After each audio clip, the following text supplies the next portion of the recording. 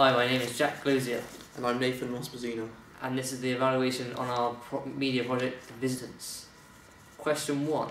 In what ways does your media product use, develop or challenge forms and conventions of real media products?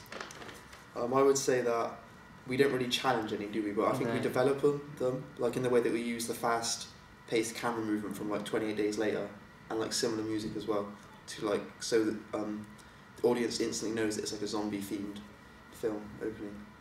Yeah, and also with the white makeup and the blood, which is quite a conventional thing to do in a zombie film. And what did we plan to do originally? What was our original plan? Oh yeah, we originally planned to like subvert the Conventions. like, of a zombie film. We had originally planned to make it that the humans would end up killing the zombies, but In the end, it didn't really pan out, really, did it? No. we didn't really have enough people, so we just decided to go with a more like conventional film opening. Yeah. I wouldn't say it challenges conventions, does it? No. Question 2. How does your media product represent particular social groups? For this question, I don't think our product really does, as it's a fictional film with fictional characters, so that doesn't really have any social group to represent, e.g. the zombies and the humans, that's about it really. I feel like we could talk about how it represents zombies in a similar way that other zombies films do. Yeah. It's not really a social group, but it's still representing like convention. With camera work, using is it low angle shot? Oh yeah, there's a bit in our media opening where Jack's going into the bush to check if the zombie is there, and we use a high angle shot to show his like vulnerability. Yeah.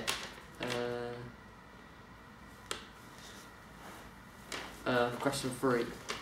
What kind of media institution might distribute your media product and why?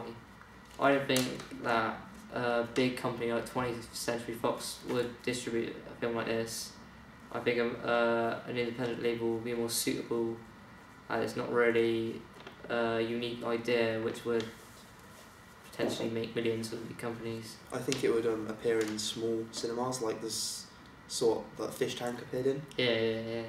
And it would probably have more success on DVD than it would in cinema because probably released in as much cinemas. Zombie films have a way of just being distributed among the fans themselves.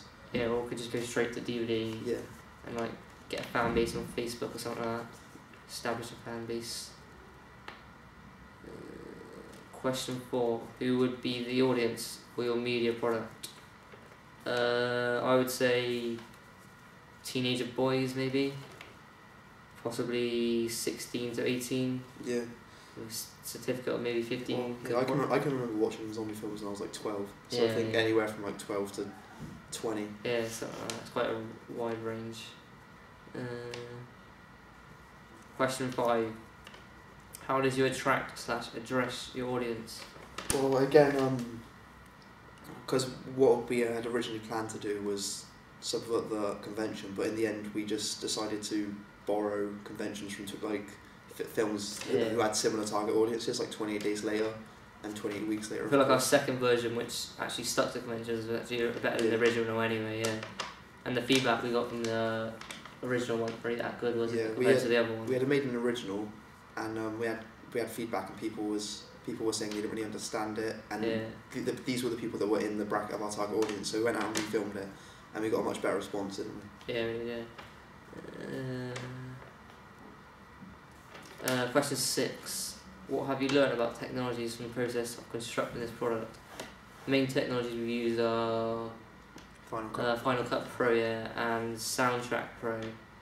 Most of them which are fairly easy to use, and you can do like all sorts of effects and stuff on the Final Cut Pro, which we use to like help make our thing look more professional, making the titles and stuff for it. I would say we try to use it as effectively as we could, but sometimes like the actual technology held us back. Yeah, like, didn't agree with us. There was a whole like period of like about 2 weeks where this was like our editing stage. We really needed to get it done, and the computers were not responding as well as they could have. Question 7. Looking back at your preliminary task, what do you feel you have learned in the progression from it to the full product? I think one of the main things is just take as many shots as you can. More shots than you need really. Yeah, like I would say if you need 20 shots, go out and film like 60 or 50. Just so you have backups in case something's wrong.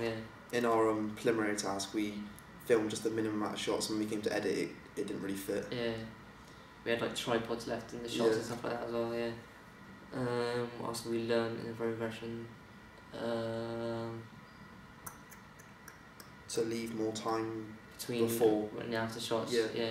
Like, so if you're filming, make sure you leave like 5 to 6 seconds before the actual scene starts, and 5 to 6 seconds after, so you have time to edit it properly. Yeah.